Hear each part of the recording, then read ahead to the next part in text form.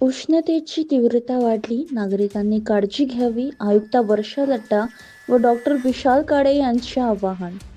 दिनांक 17 एप्रिल 2026 शहरात गेल्या काही दिवसापासून तापमानात सातत्याने वाढ होत असून उष्णतेची तीव्रता लक्षणीयरित्या जाणवत आहे.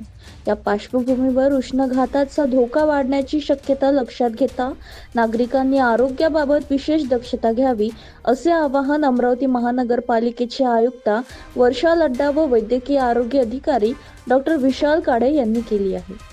प्रशासनाच्या माहितीनुसार दुपारच्या वेळेत सूर्याची तीव्रता अधिक असल्यामुळे शक्यतो 12 ते 3 या वेळेत घराबाहेर पडणे टाळावे.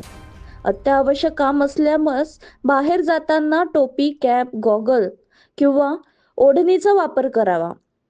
तसेच हलक्या रंगाचे सैल सुती कपडे परिधान केल्यास उष्णतेचा परिणाम कमी होण्यास मदत होते. उन्हाळ्यात शरीरातील पाण्याचे प्रमाण टिकवणे अत्यंत आवश्यक असून नागरिकांनी दिवसभरात पुरेसे पाणी पिण्याचे भर द्यावे. ORS, ताक, लस्सी, लिंबू पाणी, नारळ पाणी यांसारख्या द्रव पदार्थांचे सेवन फायदेशीर ठरते. मद्यपान, जास्त चहा, कॉफी व कार्बोनेटेड पेय टाळण्याचा सल्ला देण्यात आला आहे. उन्हात काम करणाऱ्या मजुरांनी आणि बांधकाम कामगारांच्या वेळोवेळी सावलीत विश्रांती घ्यावी. दीर्घकाळ थेट उन्हात काम टाळून शक्य असल्यास सकाळी किंवा सायंकाळी काम करण्यास प्राधान्य घ्यावे.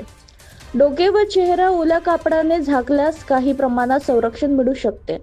लहान मुले, ज्येष्ठ नागरिक, गर्भवती महिला तसेच आजारग्रस्त व्यक्तीने विशेष काळजी घेणे गरजेचे आहे. अशा व्यक्तीने थेट उन्हात जाणे टाळावे व घरात थंड हवेशीर वातावरणात राखावे. उष्माघाताचे लक्षण जसे की चक्कर येणे, मळमळ, डोकेदुखी, उलटी, अशक्तपणा किंवा बेशुद्ध दिसल्यास संबंधित व्यक्तीस त्वरित सावलीत हलवून थंड पाण्याचे शरीराचे तापमान कमी करण्याचे प्रयत्न करावे. त्याला पाणी किंवा ORS द्यावे. परिस्थिती गंभीर असल्यास तातडीने जवळच्या आरोग्य केंद्रात उपचारास दाखल करावे.